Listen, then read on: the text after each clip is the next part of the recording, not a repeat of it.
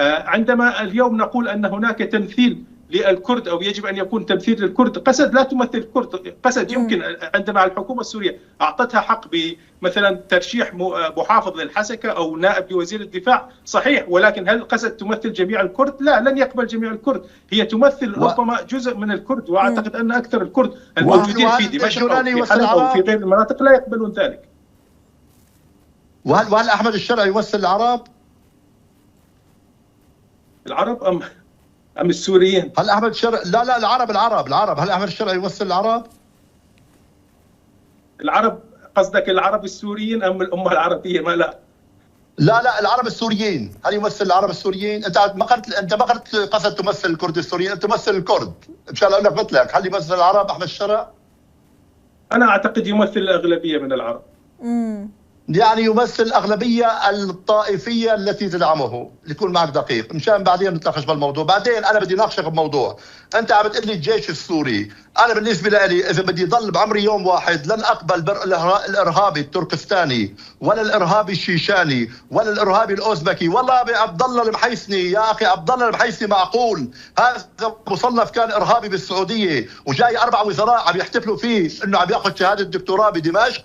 يعني اي هوس نحن فيه. أن عبد الله المحيسي كان يدعو العالم لتنفيذ عمليات انتحاريه ويعدهم بال 72 الحريه بالجنه، ويحدثنا كيف تكون الحريه بالجنه، واذا بزقت بالبحر يتحول البحر الى حلو، وماذا اذا قبلتك.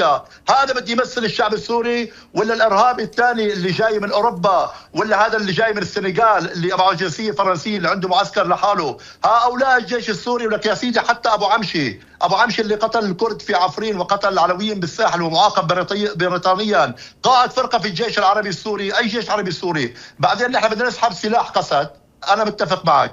ماذا عن سلاح العشائر الذي قتل الدروز في سويداء؟ وماذا عن سلاح شو بيقولوا هذول اللي النفير العام اللي قتل العلويين بالساحل؟ وماذا عن تسليح؟ بدك المعلومه هي يا دكتور الشاعر؟ المعلومة المؤكدة أنه في مدن ذات الاختلاط الطائفي في محافظات طرطوس وجبلة وبانياس واللاذقية وحمص وحما، السنة المؤيدين لأحمد الشرع مسلحين. أنا بعطيك معلومة، ما بعطيك تحليل. بعطيك معلومة. هيك بدنا نبني سوريا، بهالطريقة بنبني سوريا نحن. وأنا فيني أطلب منك يا دكتور هلا، بما أنه عم نحكي عم بتفاوض إسرائيل، في مجال نحن نطالب كسوريين السيد أحمد الشرع أبو محمد الجولاني ابن الجولان المحتل أن يقول لترامب أنا لا أقبل إلا أن تكون الجولان هي جزء من الأراضي السورية حتى لو استمرت المفاوضات 100 سنة.